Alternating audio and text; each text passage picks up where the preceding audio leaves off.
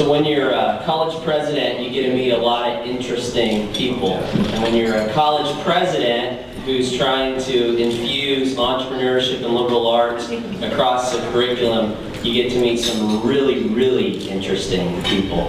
And so before I go on road trips, I have two young daughters, and they like to hear a little bit about the people that I'm meeting. And so before I left on this trip, we Google stalked some of you guys, and it was kind of fun to see who was going to be here, and they thought it was pretty cool that I was going to get to meet the lemonade guy and the gumdrop kids, and of course, yeah, that guy who does the turkey high fives, you know, he's going to be here too, so that's pretty cool. But then when they found out that I was going to get to introduce the guy who started Redbox, man, I was the hero. And I got to tell you, Michael, it was pretty cool. You've got two elementary school girls who are hosting a little sleepover, and they're going to McDonald's, and they're going to rent movies tonight and show everybody what Daddy's new friend made. So, it's my pleasure to introduce a serial entrepreneur.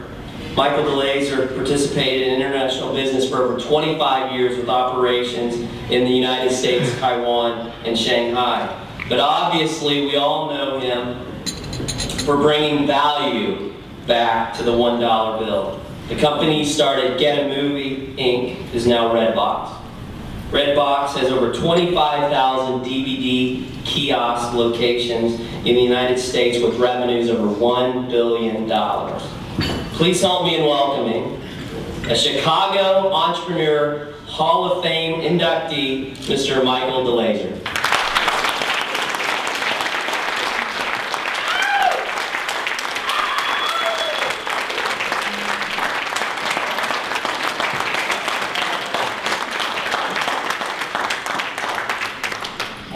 Just how old are you, Mike? Everybody keeps saying he's the youngest. How old are you? 30. There you go.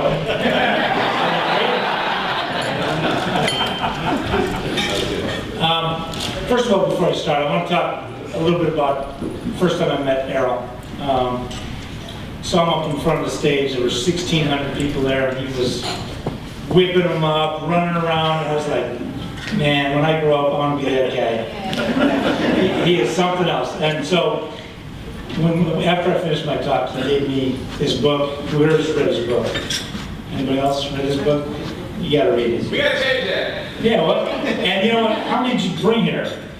Trying to get one is like, okay. But one of the things that really struck me about Errol is that when he was going down a path that he didn't want to go down.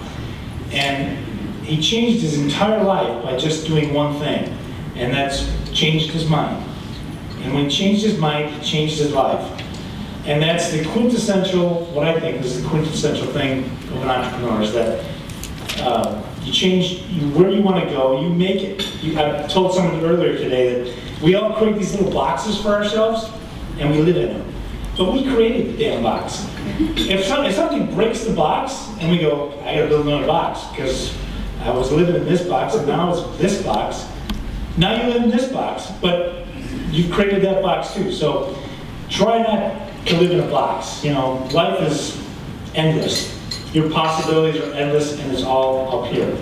So when Errol asked me to come here and receive a Lifetime Achievement Award, I was like, well, now I just got one of these 3 months ago, and all I do now is play tennis and walk the beach. So life is pretty good. I do nothing and I get a Lifetime Achievement Award. But what I want to talk to you tonight about is a time in my life when life wasn't so good, and that one of the things that I had to do to change my mind, to change the situation in my favor. And I want to tell you about a 36-hour time frame in my life. Some of you have heard the speech I told the CEO in Chicago, but you know, it's my story. So I want to start by saying it's 4 p.m., October 25th, 2004.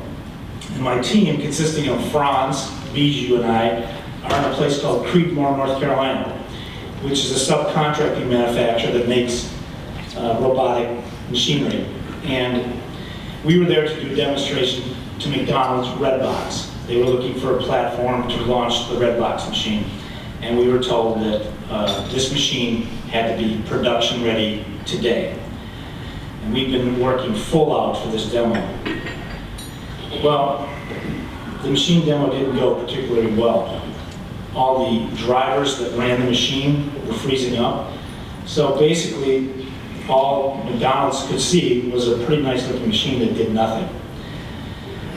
So we had invested about $500,000 of borrowed money to get this machine in place for this demo. And every one of my team members knew that we were circling the toilet and it was going to be a disaster. So I looked at my team members and they all had this look of fear in their eyes mixed with hope, and they were looking at me to do something. And they were looking at me to pull a rabbit out of my hat. And I was going, what can I do? So McDonald's, being the gentlemen they are, said, instead of just running out the door, getting in a car, and screeching in the parking lot, they said, let's have a little meeting in 10 minutes. We'll call it our closeout meeting, so that, it's basically adios. So,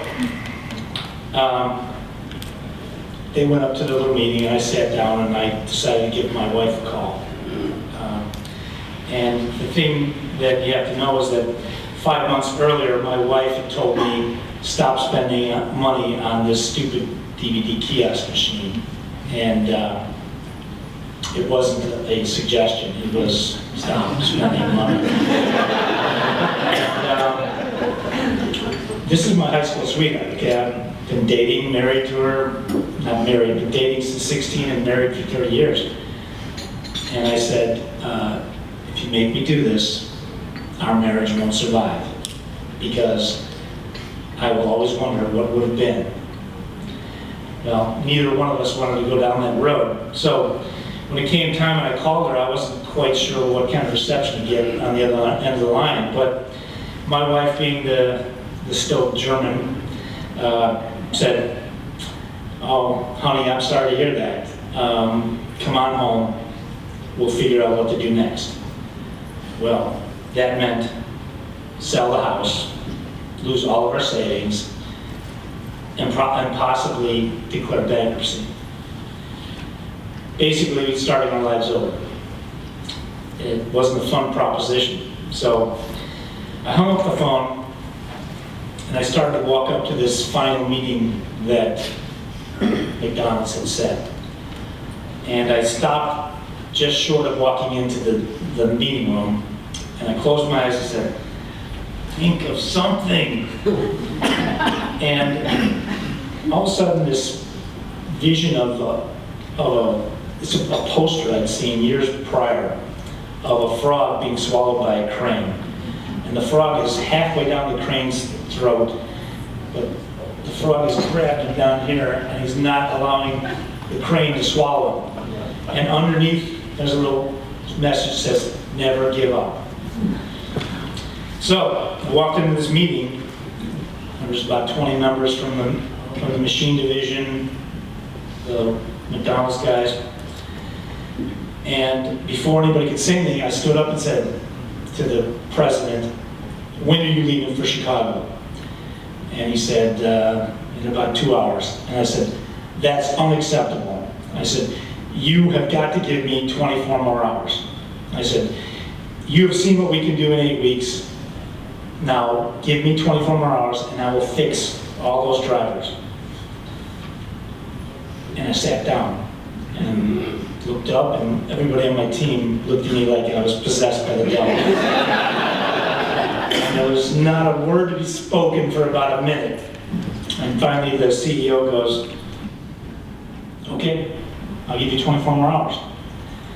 And when he said that, this feeling of elation came over me that I had never experienced before, because I had turned the tide of turning no into maybe.